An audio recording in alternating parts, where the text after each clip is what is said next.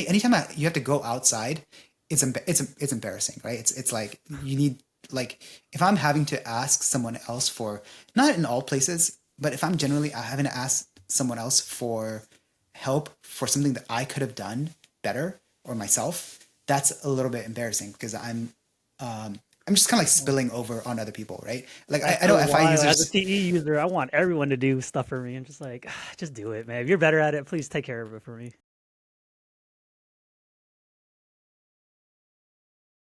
Hi, everyone. Welcome back to my channel. Today, I have a special guest with me. His name is Uzair, and he's the creator of the MBTI-focused YouTube channel, Young Buck. Thanks for being on this channel. Thanks for having me. I'm excited. I absolutely love his videos. I told him offline already that one of the reasons why I asked him to be on his channel is because he is fantastic with extroverted sensing. When I watch his videos, I am jealous. That is the easiest way to describe it. The way that he's able to position himself in the lighting, the way that the background looks, the way that he presents himself on camera. I made a video about ISTPs before, and of course he's an ISTP. I made a video about ISTPs before, and something that I acknowledge is that they are able to take up space in the external world that I admire because I don't know how to do that naturally unless I put my thoughts and mental focus into it. So Uzair, like your videos, you embody extroverted sensing in a way that I admire. Thank you for making videos, and I'm gonna stop talking because I feel I'm yapping already. So can you tell the audience kind of who you are and a little about your channel? Yeah, I appreciate that. First of all, thank you. I'm blushing. So my channel is based on Myers-Briggs, but an offshoot of it, objective personality, if you're familiar with it. And so it's primarily based on kind of building theories and around that system. And of course, cognitive functions is like a big part of that. So that's mostly what my channel is about. It's kind of like my own theories about misunderstandings about cognitive functions or things specifically around the objective personality system. Spoken like a true ISTP, short and simple. I'll have a link to his channel below, and then don't forget to like and subscribe to his channel. Let's start getting into the interview. Uzair's typed as an ISTP, so he's going to represent all ISTPs in the entire world, in the entire galaxy. Are you ready? I'm ready for it. I'm 100% ready for that. Let's get to it. So the first question for you is a very simple question, a question that I feel like you can ask a third grader or a first grader, and they would have an answer almost immediately. So my question for you is, when was the last time you made a decision based off of your heart and your feelings instead of the way you think? I think I'm going to start that question with I think. So I think I end up doing it unconsciously on a constant basis. So I'm going to answer your question in a second. So I'll find that I'll look back and be like, why did I do that? That was so silly. Or that was, that ended up being very logistically difficult by making that decision. And I think those are like the unconscious feeling, desire, value, desire that is still steering the ship, but just in an unconscious way. So that I do all the time, right? It's about being conscious of the moments when I'm doing that. Consciously, I've done it just like when picking a partner, because ultimately when you pick your partner, I think I listened to it was your TI video that you just released. You're talking about like another TI users that you know, that they find it difficult to know like when to commit to a partner because it's like, oh, well, they're like this and these are the upsides, these are the downsides. And ultimately, with a decision like that, it's clearly very value based, because if you're not feeling good in some kind of relationship, that's not going to take you through, right? That's a very obviously an emotional based decision. It would be in the romantic area. Okay, you explained it, but you didn't explain it. Like, come on, man. I need more details. No. I need more details. No, you explained it. Like that was like super high level, right? Like let's get into it. Like explain what it was, and then the process, like your mental process, and how you can definitively say, "Hey, this is my heart, not my mind." I can't definitively say it because the mind was in there a lot, but I think when I made the crux of the decision, there's a lot of reasons to not do it. I'm not gonna talk about the specifics because I feel weird about like the specific situation. The more detailed version of it is that it's kind of like YOLO on some levels. Maybe that's how like an emotional decision feels like to me, is that it's like, okay, can you explain what YOLO is for people who YOLO is you only live once. It's also a county in California that's based on that oh, is it? that philosophy. Like a Drake song, I think, right? Yeah. There's a yellow county in California, but that's not what it's about. So it's it just feels like, okay, you know what, I'm going to throw these things that logistically make, it's not even just logistics, right? Logistics is kind of like more sensory. It's that, look, this is what I'm trying to do, right? Like, I think the way that I understand introverted thinking for me is that, like, I'm on a mission. This is the outcomes that I want. And stuff that goes against those outcomes or is inefficient or like doesn't make sense, it just feels like if I'm not doing that, it's kind of like YOLO. It's like, all right, obviously it would be cool to spend time with this person or do this thing, but it gets in the way of all of these other goals. Whenever I'm doing YOLO or in my head, that is like one of those decisions of like, okay, maybe this is not this circumstance is not ideal, but like if I want to kind of like live life and like look back and on like, you know what, I just did that. It didn't really make sense at the time, but I did it and it ended up being great. Right. I think the thing with any kind of like introverted function is that it assumes that it knows where the outcome is going to be. So like if you're introverted thinking, it's like, and you might relate with this with introverted intuition is that, oh, I know where this is going to go. It's going to go in either like 1, 2, or 3, but like not 4, 5, 6. Right.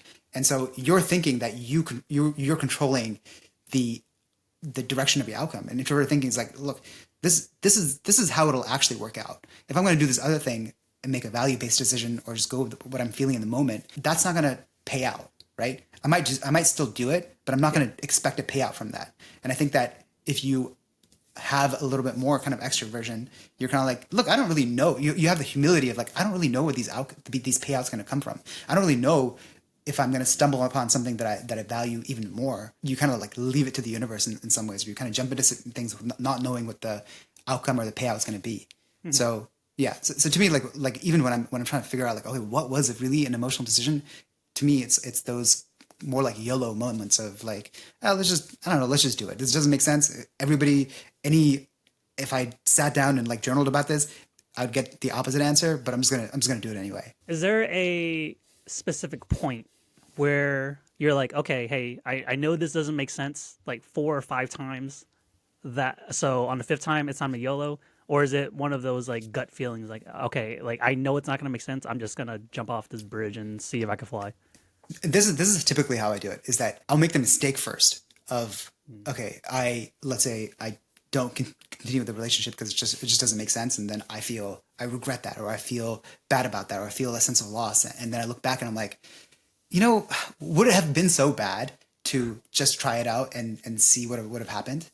And so I'll get burned that way, and maybe I'll get burned that way a couple of times, and then I'm like, you might feel this again. There's a lot of like corollaries with introverted intuition and just like putting away sensory. Mm-hmm. And you're kind of like, you know, would it be that bad to just like throw caution to the wind one time and just see and pursue this?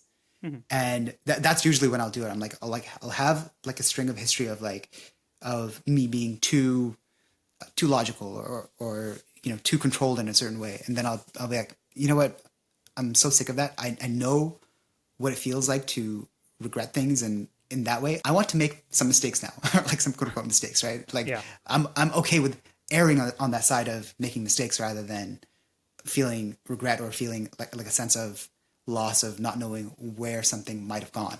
That's really interesting. I can't speak for all INTJs, but I will.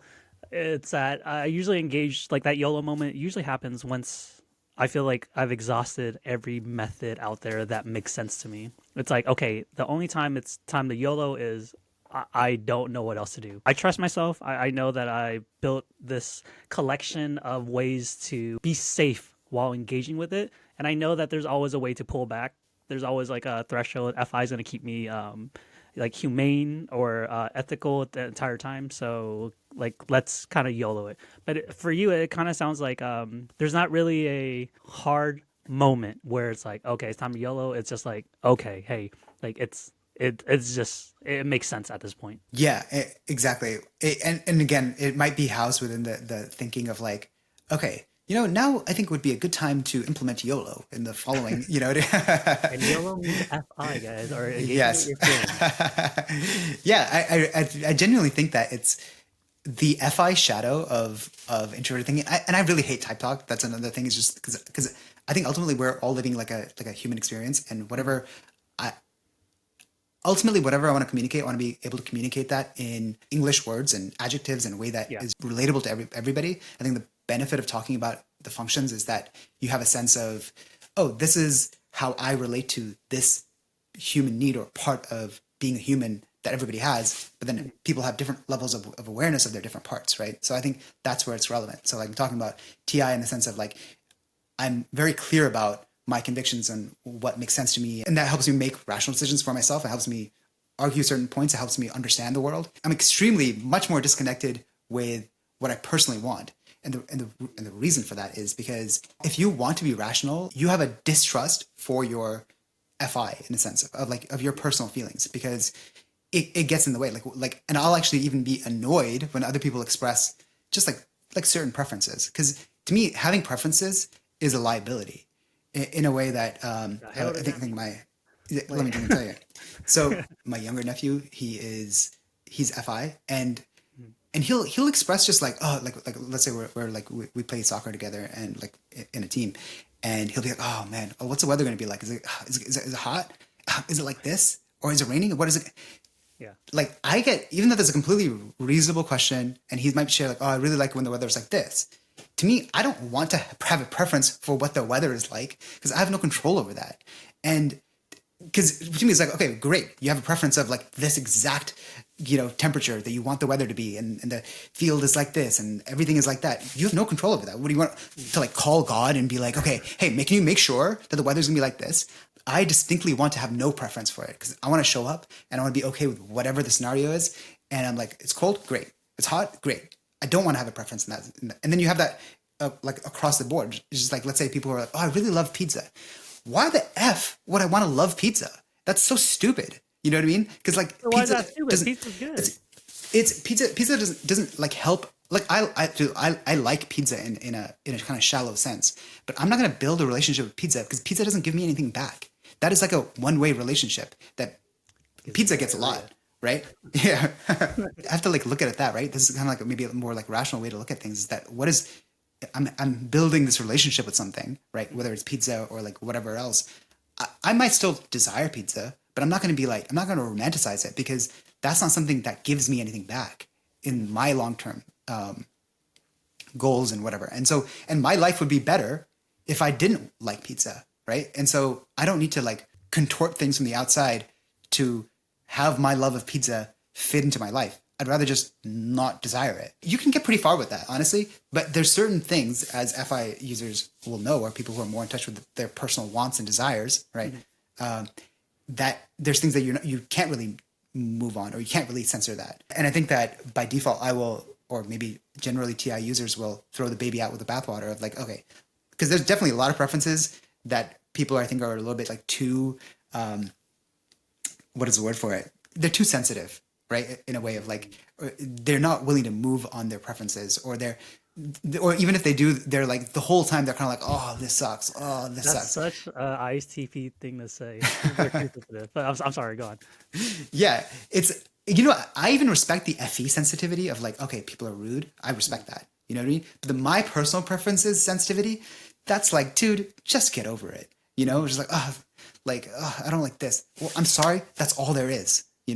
That's it. We got to be careful about throwing the baby out with the bathwater, and because I think certain things, when you really want them, they can also really drive you. And I think that what TI users or ISTPs or anyone who's like very rational and in touch with whatever I'm talking about, what they can tend to lose is they can lose a sense of drive and direction at times, because you cut too many things out. And now like, when you're, I don't know, you're like fixing a computer, or you're fixing something, and you're just like, what is this? Don't need this, like pull that out. I don't need this, pull that out. And then pretty soon it's like something's not working exactly right.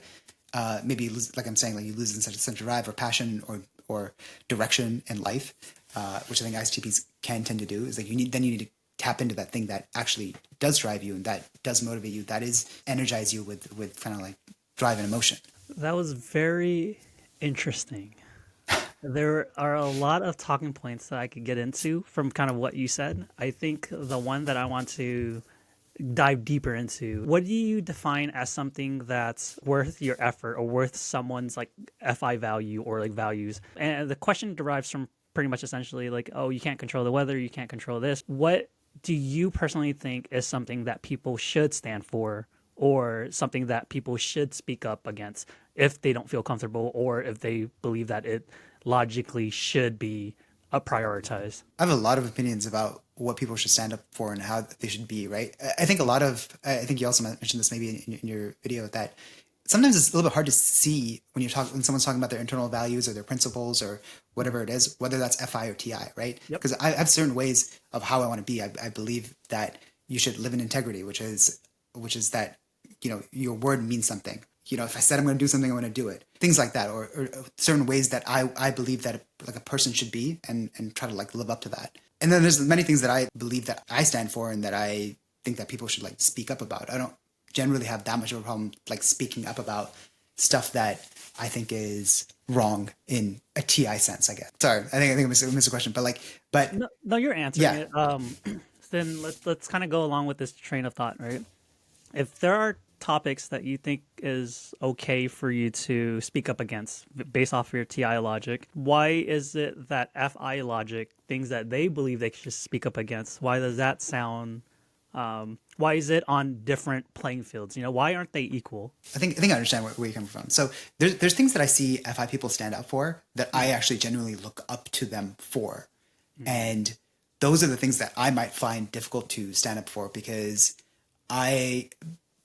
part of how I believe a person should be, and you probably many ISTPs will say this, is that you need to be self-sufficient and you need to rely on yourself. And so anything that leans on like, hey, maybe like the more TE sense of like, hey, we need to make sure that everybody's taken care of. I'm not going to stand up for that because on some level it kind of goes against the sense of like, oh, I shouldn't have to ask for that, or everyone needs to be independent. And even if I'm not like, even if I think that someone should stand up for something right now, because I'm doing the processing of like, yeah, but we should be self-reliant, and I guess this is something that, you know what I mean? I'm like doing the thing. By that time, an FI person is like, hey, this is not right. Like my same nephew that's talking about, who I think is FI, we were driving to Tahoe and we're taking different cars, and we were going to take one car that's like a little bit older because I didn't want to impose on someone else to bring their second car that was like newer. I should just rent a car. I'm not going to impose on someone else's personal property because I didn't, take care of blah blah blah. But my nephew was like, no, we should take the safest cars. That's the right thing to do because we value the safety. The safety of everybody is up here.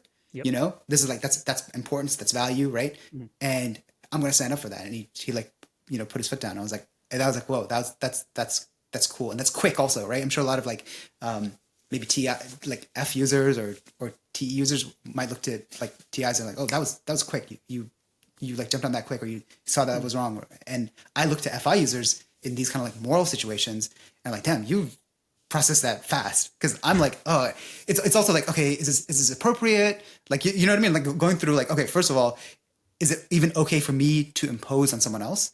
And let's say I'm like, okay, yes, maybe it's fine. Okay, is it socially appropriate to say something?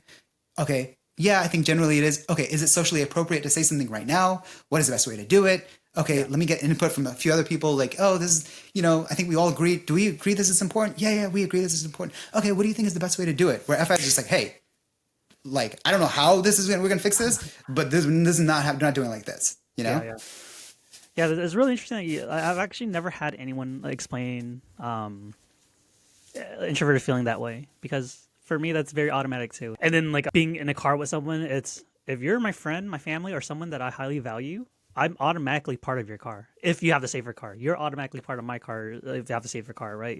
Like the technicalities, like, yeah, we'll have to take into consideration. But the first and foremost is we're gonna be there. We're gonna get together. We're gonna get there as a group. We're gonna get there safely, right? Like all of that is the most important thing. It sounds like you think about it, but like it's more of a secondary or a tertiary or like somewhere later down the line, right? The first is the technicality or the specifics of it, or is that the specifics? What word am I like? Help me figure out what word it is. I think the first thing is, so probably anybody could look at the situation and be like, okay, this is a situation that's suboptimal, right? That maybe, let's say we have a car that's not safe for this drive, or is maybe debatable, Yeah.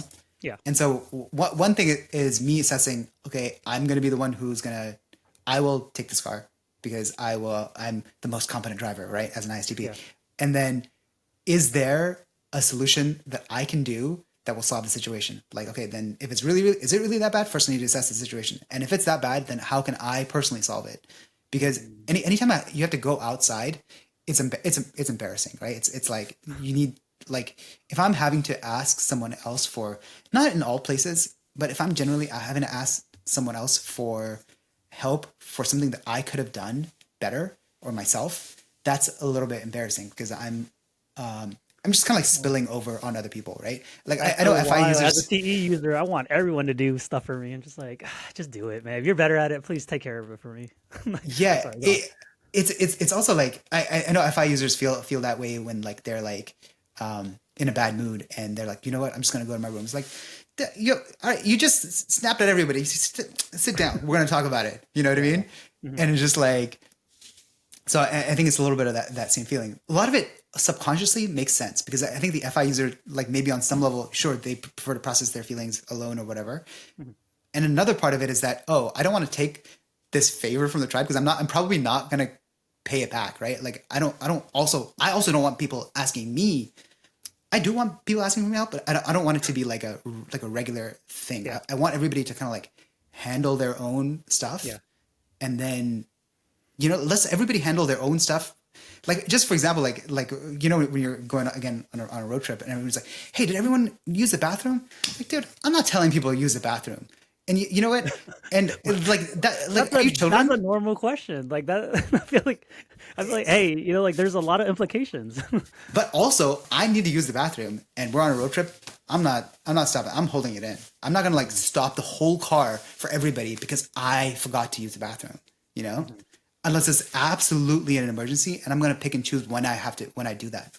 You know what I mean? And I'm not gonna waste it on something stupid like using the bathroom. You know?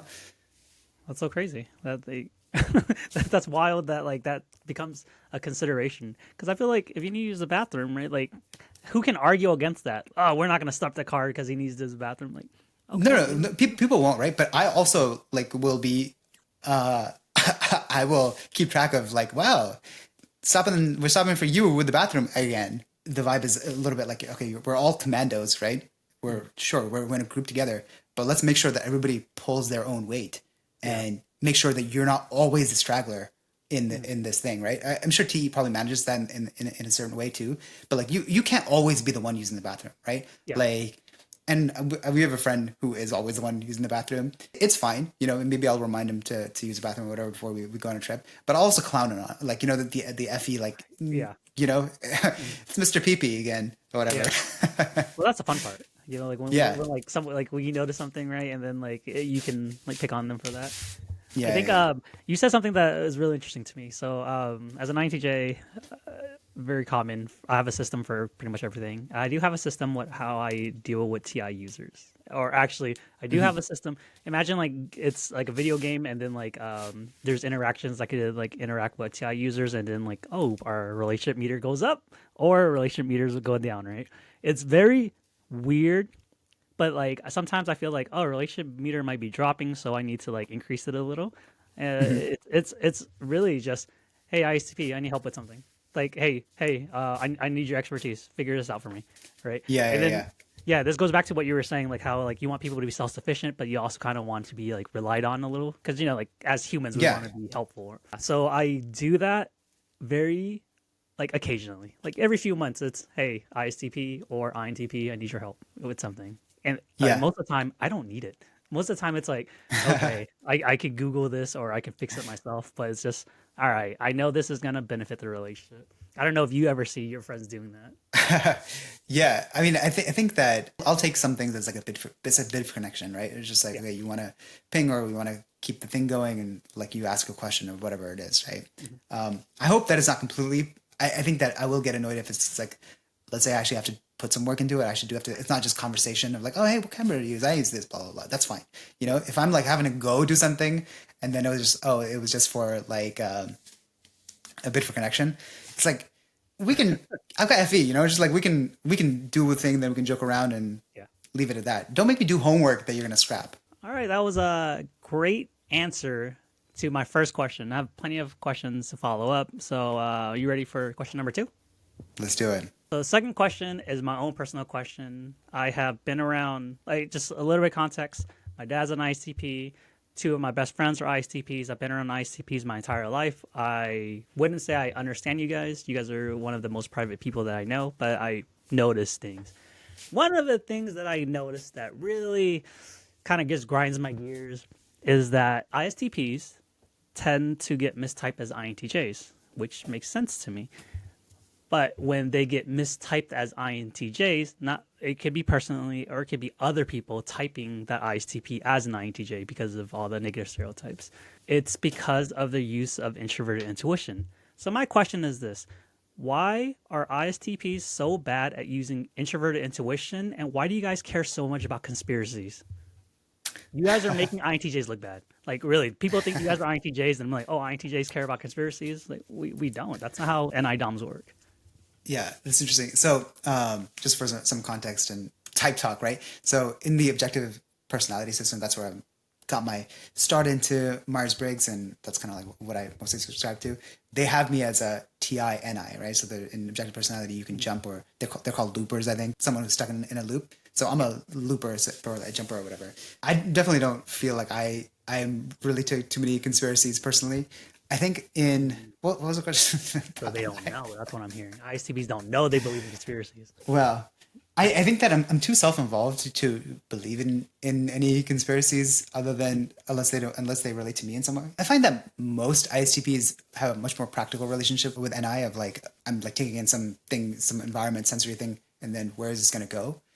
And it's not so much just intuition for the sake of intuition. Even being intuition in the subjective personality system, I still have some aversion to it in the sense that I don't want to do it for its sake. And I don't even like speaking about type talk or functions. I don't like it to do it beyond what is useful because So fun, yeah, it's fun, but just like I care more about like predicting what's going to happen in the sensory environment or the social environment.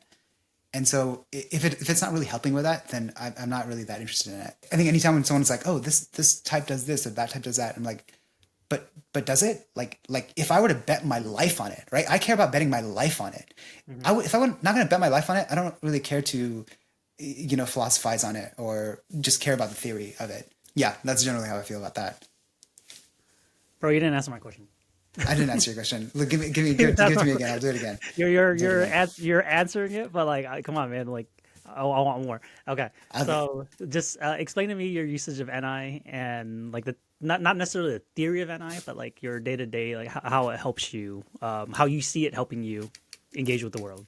Yeah, so I would put in two categories, two NI categories perhaps. One is just predicting what's going to happen, and related to that is theories of why things are going on. And you could maybe say that's a little bit of TI, or maybe it's a combination of NI and TI of a framework of how the world is working. I have other principles that I'll apply universally of that I believe in. So that's one type of NI. And the other one is predicting what's going to happen. So before we did this interview, I'm going to like go and I did watch a bunch of the other interviews you did and pull out like what is the common threads, what's going on, how is the interview that I'm going to do, how is it going to go, and of course you're taking in sensory and then you're making an assumption of how things are going to go and you're relying on that, right? So like based on that, I'm going to prep in a certain way, and that's the way that I see I use NI of just using it to predict what's going to happen next. Wait, you prep for this interview?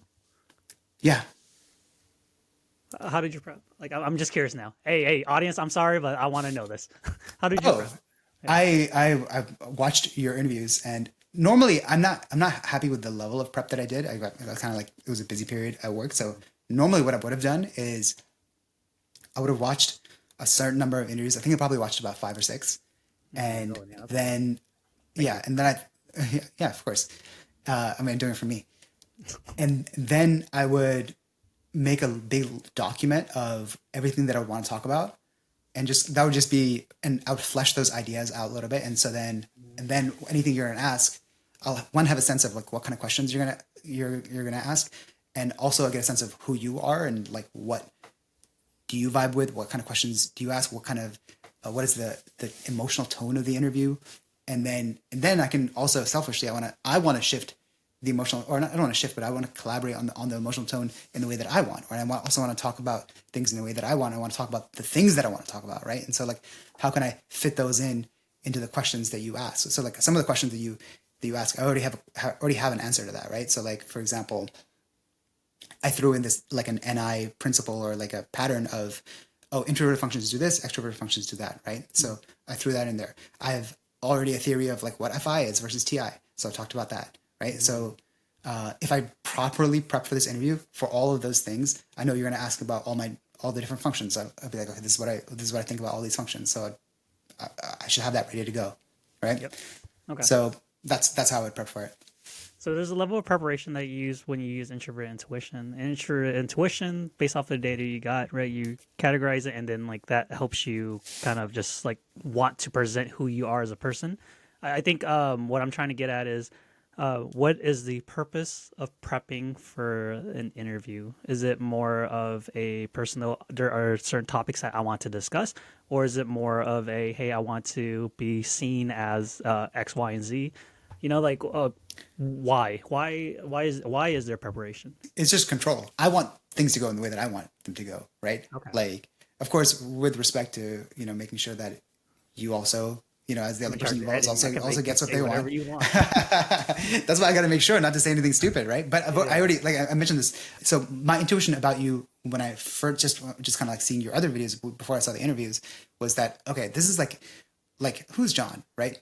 And I think this is what I prefer. I prefer to talk about things in the terms of like adjectives, like English. English, I think, is the best typology because you can go to a party and you can describe someone, and another person who also went to that party can probably guess who you're talking about, right? Myers-Briggs is just like one of the ways that you could do that. But just the fact that you could do that, the fact that you can go there and I can describe someone and you can know who it is, that's what I like, right? So if I were to describe John, I'm like, I suspect this guy is like don't take this the wrong way if people could, but I mean it's a compliment. I think you're kind soul, you're a kind person. Why would I take that wrong? What the hell?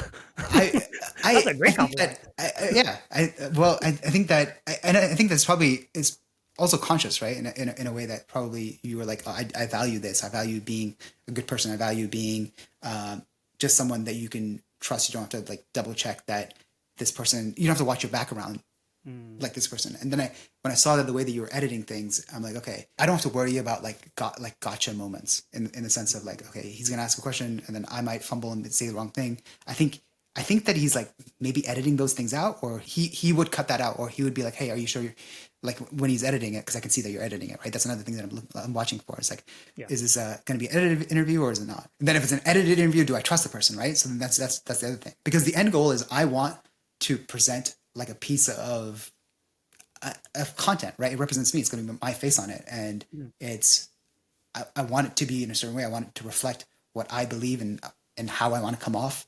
And the way that I know to do that is that I try to control all the inputs by predicting what's going to happen, taking in the existing information that's there. Maybe that's extrovert sensing, right? And so, like, yeah, that's the reason I do it, and that's how I do it. What happens if you don't have time to prepare? Does it? That's in this situation. So I didn't prepare enough, right? And so I think that I know it's not going to be that bad because I've done a bunch of interviews, and I know generally I think the worst case scenario it would be that it will be like not entertaining in the way that I want, or it wouldn't reflect how I am, but it's not going to be that bad. You know what I mean? In terms of how I'm going to come off, because I know a certain base level of performance that I can do. It's just kind of like sports, right? It's just, I know a certain base level of performance I can do.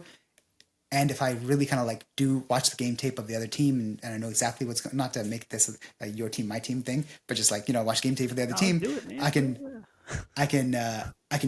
really do like a great performance, So I think this is like a fairly not prepared interview as far as like in my head, I'm like, this is not that prepared. Like I'm an INTJ. INTJs are known to want to prepare as much as possible. But like the older I got, which is true, it really is true. Before I like do any interviews, I don't necessarily have to consciously do any type of research, because most of it just happens in my head. I wake up and I'm NIing. I go to sleep and I'm NIing. I wake up and then like I'm already in the middle of an NI thought, which is weird sometimes. Correct me if I'm wrong. The usage of NI is to support your SE. That's what I'm hearing. Like the SE is like that image, like the way you want to present yourself, the way like performance. Because I use extrovert sensing too. I think it's great. The way that I break down extrovert sensing is that there is a performative aspect of it outside of There's a performative aspect of it. Is that somewhat correct, or Yeah, it depends on what you call SE now, right? Now we're talking about definitions to kind of like switch yeah? back to English, because in objective personality, SE is just going to be the observing function about like what's going on. Mhm. And so if I were to kind of switch to English, it's yeah, I want I want it to have a certain aesthetic sense because I have a personal brand. As Mhm. corny as that sounds, I want it to be a Oh, certain way. how weird I is want it? the light to be like soft on my face on this side. That's Yeah. visually that's how it's gonna look. I want a certain like energy of what I'm talking. I want the content of what I'm saying to be a certain thing, and I want it to reflect. I want people to leave with a certain impression of, oh, this is this dude. Just for the record, I don't feel like I'm hitting that mark for this interview right now. But All right. not No, everything. let's Yeah, talk into it. Let's talk into it, right? Who is this person? Like, what is the image? And is that image you? What is the brand? What is the image? Like, talk to me about it. Like, talk through it. yeah. So it is. I want everything that I'm doing to be either like intellectually insightful. I want it to be emotionally expressive, or this is like ands are better, or is fine too. Emotionally expressive, entertaining, or aspirational in a certain thing. Like let's say I'm doing something or I'm expressing myself in a certain way that someone watching it's like, oh damn, like you could do that, or damn, I kind of want to do that. I want to copy that. You can put that in whatever category. Maybe you can say that it's like me at TI doing something well, or whatever it is, right? But I think Yeah. just even just like saying it in normal English speak, like that's the thing that I want to do, and some of it is just like the my personal brand. Like I feel good when I'm like that. But also another part of it is that that's my personal standard for what I think is worth the audience's time. And I think that what Mm. part of what I also feel bad about is like, sure, maybe I look not as good or not as entertaining and not as insightful, blah blah blah. Sure, there's that part of it too. But it's also my personal standard for what would be entertaining. Because if I put out a video or if I show up on a thing, that is like me saying, hey, you should watch me, and I have something to share. And so if I'm going to do that, I'm going to pull people like to sit down and like listen to me. I better have something to back it up. That's how I feel about it. Yeah. Bring this back to like Myers Briggs talk. This is something that I've expressed to a lot of my friends when it comes down to extrovert sensing. I am terrified of hosting. I'm terrified of doing like like having people come over or anything because I'm afraid they might have a bad experience. You know, like the negative experience is very jarring, and then this is where my NI comes in, right? They come to your place once, they come to your party once, they don't have a good time, they never want to come again. Yeah. And it's like and it's gut wrenching when you realize that it was preventable. It was just like I didn't put enough effort, I didn't put enough time into this when I could have. So I understand where you're coming from.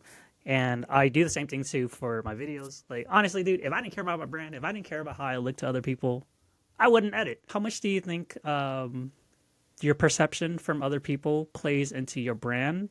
Like, if there was a scale, right? Is it more of a like I personally want to be seen like this outweighs I want to be like I want other people to feel this way when watching me? You're saying how much do I want to be seen, and what feeling do I want to elicit? I think it's both ways. Like I have a set of ingredients. That's me, right? That's my personality. Mhm. Just like when you're cooking, to use an analogy, is so I know what I'm working with. I know to some sense in my experience with myself, like what are what do I have to bring? I can be funny, or I can be like quick witted, I can be Yep. insightful. I've hit those marks before, and so now I'm like, okay, this is possible. I can do this, Mhm. and then what feeling do I want for my audience to have, right? Mhm. Based on these things, and so Wait. I'll yeah. That feeling that your audience has, right? How much weight does that have in your decision to choose whichever persona or whichever like characteristics you want to present? It depends on what I'm trying to do, right? So like, let's say I put out a video, right? And I'm annoyed people see things in a certain way, right? So like a lot of my videos that I put out, they come from in this like sub niche of objective personality. I'll be annoyed like, Yeah. oh, people think blah blah blah, It's right? And funny. so Like, dude, those videos are hella funny.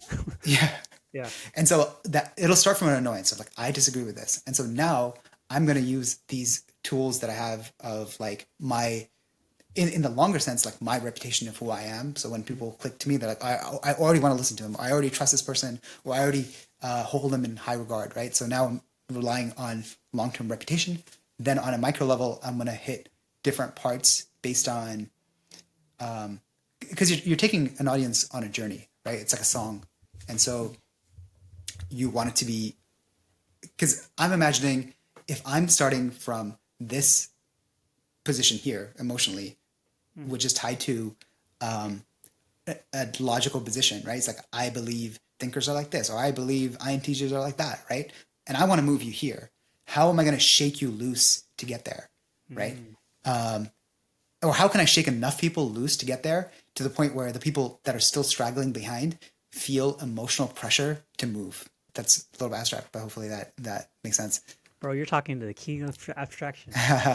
That pressure to move, right? Like, can you describe that? What is that pressure? Like, is it, hey, I messed up, or hey, my prior theory was wrong, or is it like more of emotion, like, oh man, I want to be a better person? Does that make sense? Because they're different. Yeah. Yeah. You're talking about the emotional pressure that someone might feel when they're sticking out. No, the That I emotional mentioned pressure. right now. After watching your videos, right, you want Yeah. them to be pressured to, get from like a certain point to another point. Or what is that pressure? The people that I want to move, I don't want to move them with pressure. I want to coax them into it by like, maybe I'm trying to make an intellectual point and I can make it by making a joke, right? Because if I make a joke, that means you're recognizing some truth in a situation, right? Yeah. That and you're like releasing emotionally. It's like, okay, then you're a little bit released emotionally for like the thing that you're holding on to before, and so you're loosening your grip for it. And now I can get there. Now I can like just give you some insight or logic, and I can like snatch it out of your hands a little bit or move it in this direction. Yeah. And I know most people who trust me, and I'm doing it like not to manipulate people. I'm like doing it because I actually believe that this is where the truth is, or where you should be, right? Mm-hmm. And so I'm moving most people in this direction. Then when the emotional pressure comes in, is that I want to move people's opinion to this area, so that any stragglers that are left behind, because you can't speak to everybody. Now everybody who's left behind, they're in the minority, and they feel the emotional pressure of sticking out. Oh, okay. You know what I mean? It's like in an FE sense of like I also move to emotional pressure, and I believe that everybody does, even FI users. Oh yeah, of course. Consciously aware of it, and I just want to like it's just kind of like when you're in a group and you are trying to sway people, you want it to be. It's not going to sound that great, but just like you want it to be. If someone is being stubborn, I don't want to be like, hey, you're being stubborn. I want everybody else to be like, say that, because me, I'm just one voice. That's not enough emotional pressure. I want you to feel everybody's ganging up on you. That's the feeling that I want for people to have. Why do you feel the need to usher people to whatever direction you want them to? That's a very deep question. I actually don't have the answer to that, because why do I actually I do it because it feels good or feels right. That's the surface level answer. I do it because it gives me a sense of, these are shallow reasons, right? It gives me a sense of agency of okay. And it gives me a sense of agency that I can cause some kind of change or movement in the world or in the area of people. Mm-hmm. And I think I also do it because I can do it. Like, that's something that I feel comfortable that I'm able to do.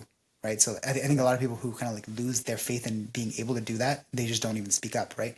Whereas I have felt a lack of agency. Like, like I was the youngest in growing up. And so when you're the youngest people, no, the youngest. Oh, the youngest. I was like, eighth youngest. Like, man, you beat me. Three. Right. Yeah.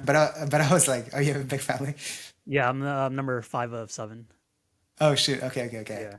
Kind of middle child or whatever. So you might relate to the sense of like, your voice gets lost. So I was much younger. I was like 7 years younger than the next one. Yeah. You're princess at that point. Okay. Yeah. But it's just like, it's like anytime something's being discussed, it's kind of like, oh yeah, whatever. Right. And so I know what it feels like when your voice doesn't matter. And then I also know what it feels like when your voice matters. And you have to make your voice matter. You can't just be like, just like shout louder or whatever. You have to make it relevant to the individual, however you do that. And so, like, again, why do I do that? Is because I think that we all have a perspective to bring. And if you don't have a voice to be able to do that, your perspective effectively doesn't matter. So, because like, okay, you think this, so what? You literally can't move anybody else. You can't convince anyone else. You're not actually doing anything about it yourself. You're just like, I don't want to use TI useless, but you're not making any impact, you Yeah. know? So and if that's something you care about, and for me, I care about it. I don't know why. Maybe that's where my FI is or whatever. Just like, I do care about that. I care about, making an impact based on the impression that I have. What would you consider success in making an impact? If I'm able to move people in the direction that I believe is right, then that is successful. On a larger sense of like what would be a successful impact, I think that it's particularly something that you're bringing something into the world. If you weren't there, it wouldn't have gotten done, right? So I think, for example, like if you're an investment banker or you're a doctor, for example, someone else is going to take that spot, and they would probably do it just as well as you would. And maybe this is like a little bit of a TI motivation of like how in the world of thinking, what can I uniquely bring? I think that for me, what is impact is that you are there, you're in this world, and you found something that if it weren't for you, that wouldn't have happened. Yeah, I think Elon Musk is a good example. It's like, okay, his goal is that how can I move the progress on electric cars faster than it would have been otherwise? Otherwise, yeah. What? If I hadn't done it, right? If I hadn't been involved. And I think he made that impact, right? So as an individual, I think that to me is the definition of impact. A few more questions about this, because I feel like it's very fascinating. Why should people listen to you out of any other content creator? Why you? Yeah, I think that, well, my natural inclination to that is like, you don't have to listen to me. Like, don't do me any favors. I don't really have a great answer to like why people should listen to me because I'm so emotionally averse to, oh, you should listen to me, because that feels like pandering of like, which is, it's kind of like, oh, please listen to me. What I try to bring in my videos is a perspective, whether you are into Myers-Briggs or not, that you can universally recognize. These are universal like NI principles, I would call them. You can see them playing out in your life regardless. Because I think the biggest interesting system is the fact that humans are different, and humans are different in a repeated, predictable way. I believe that. And that we do fall into these categories. I think what brings us together as in the Myers-Briggs community in general, or personality community, is that you believe in personality. That's not everybody believes in personality, right? On some level, you believe that something is inherent, that someone's personality that they are either born with or whatever set at an early age, that stays. And so I believe that, and I think there's like things to prove it. I explore aspects of personality that I believe are universal, and that you can observe those things whether you're into a system or not.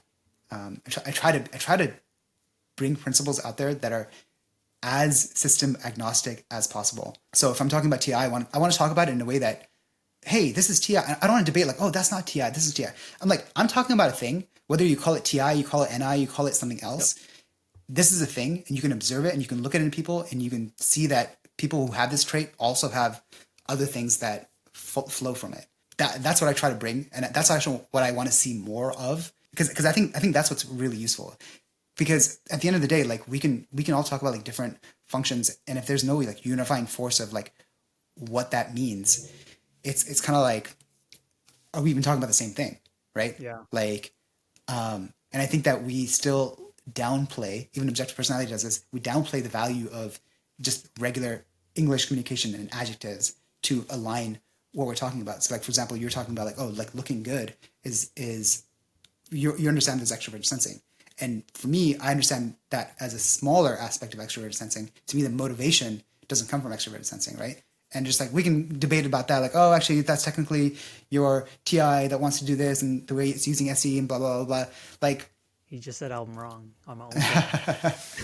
Okay, because like we're all making this up, right? So like I really don't want to get into like the nitty-gritty discussion of that. I'm more interested about the universal principles that you can see in any human personality. Why should you listen to me? First of all, you shouldn't if you don't like it. But two, I'll make sure to talk about like universal principles of personality in an entertaining and insightful way that even if you don't subscribe to a specific system, you should be able to see in people. All right. Thanks again for that answer. I'm not really, You answered it in your own unique way, so I really do appreciate that. Time's running out. Don't want to make this video too long, so I'm gonna ask the final question. When I engage with ISTPs, I've noticed that there is a mutual understanding as an NIDOM that, hey, this person probably knows what they're talking about because they probably spent a lot of time engaging with a introverted function, or they just deep dive into whatever topic that they're thinking about. I've already said this before. Some of my best friends are ISTPs, a lot of ISTPs in my life. And my final question for you is this, and I know this is very difficult. This might be a very difficult question for you to answer because honestly, I don't think there's an answer to this, but why are INTJs better than ISTPs? Well, and vice versa. Well, because because they don't have the extroverted sensing, they don't need to be accountable to the fact that they're extrovertedly not. But no, I think what's great about INTJs is that they, by default, I think are there to serve, and I think ISTPs can get into a little bit of a kind of not narcissistic, but just kind of self-indulgent, self-serving hole, and I think that's their downfall. I feel like NTJs get that too. Like, dude, we're NTJs, we're megalomaniacs. I am the first to admit that I think I'm the best in almost everything that I do, until proven otherwise, which I get proven otherwise all the damn time, especially against like TI DOMs. Yeah, so why do you think this relationship, this pairing works so well? Because I see it a lot. In the system that I'm familiar with, I feel like it doesn't really.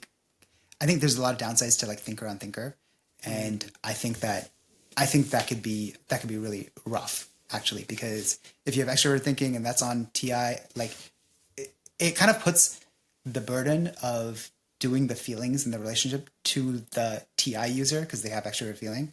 Oh, really? Okay. Yeah, I mean, I think like if we're talking about an INTJ in the way that I understand it, and an ISTP in the way that I understand it, I think like that's what ends up happening, because the TE user will not be owning their introverted feeling of like, hey, actually, I just don't like that, or I don't like it when you do that. It doesn't matter that it makes sense, or I understand where you're coming from. I just don't like it, Yeah. And then so then the ISTP is like led to, because they're not even in touch with like, okay, what do I like or not like? So they're always like moving for like, oh, sorry, you don't like that? Okay, you don't like that? I'll do this. Oh, you don't like that? I'll do this. I don't like that? I'll do this. And so then you have just resentment building on both sides. So I think it's actually a pretty rough combo. Bro, you're talking about the theory. Like, do you not have INTJ friends? So in again in the system that I see, like the INTJs like in the objective personality communities, like I'm looking at people that have been like typed in that system, right?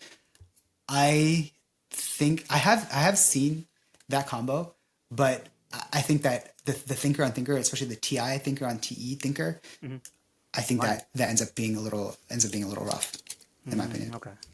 Yeah, that's fair. I mean, that's definitely a perspective out there. I think outside of the theory of like, what you were saying, the vocabulary, human vocabulary of it, the TI versus TE, I think that pairing matches really well because of the whole, again, TE, the whole point is to outsource everything. It's like extroverted feeling, right? What does everyone else think? If everyone else thinks this way, then I should think that way too, especially when it comes on like thinking and stuff. And who better to get that information from than a TI user who like does the actual research that we don't want to do? Yeah. And there's also that like SE portion of it too, right? Like the ISTPs that I know, they go to concerts all the damn time, and I get to decide like, do I want to go to that concert? And if I go, I have someone to go with, and then I know I'm going to be safe around them because I trust them as people. Definitely, I think friend relationships have a number of INTJs. So, I mean, who knows? Right? I mean, this might all just be bullshit, anyways. Psychology thing. How do you prove this? You can't. But, all right, we've talked for an extended period of time. I think it's time to close it up. Again, before we leave, thank you for being on this channel. I really do. Like, I love your content. I'll have. Again, whoever's watching, I'll have a link to his channel below. Check out his videos. they're they're fun to watch. Like I watch it out of entertainment. I also learn stuff too. Not too into objective personality, but like I'm slowly understanding it based off of just like videos that you make. So I'm learning at the same time. So I guess your objective is like rubbing off on me. Yeah. Yeah. Before we leave, do you have anything you want to say to my audience? No, I mean, I appreciate you having me on here, and I think what you're doing is great. Like you actively reached out to me a number of times, like, hey, let's collab, and I thought like that's not something I would do. You know what I mean? If I even was in your position where a slightly bigger channel, I probably wouldn't particularly care about that. So like, kudos to you for doing that and like bringing people on. And I think that it's a very I don't know, it's just like kind, caring, and it's like community driven, and I think that's a great thing. It's definitely not something I'm doing, so I appreciate that someone's out there doing that, and appreciate that. Yeah, man, dude. Like my goal is honestly to have like a Marvel Cinematic of MBTI YouTubers, just everyone engaging with each other, everyone like learning from each other, and then breaking the freaking stereotype that us introverts, or at least us introverted thinker types, are like the worst people out there. We're not. We're better than everyone. All right, and they'll figure it out eventually. No, I'm kidding. All right. Again, thank you again for being on the channel. For all of you watching, check out his channel, like and subscribe to his channel. Thank you everyone for watching this long video. Really do appreciate it. Bye everyone.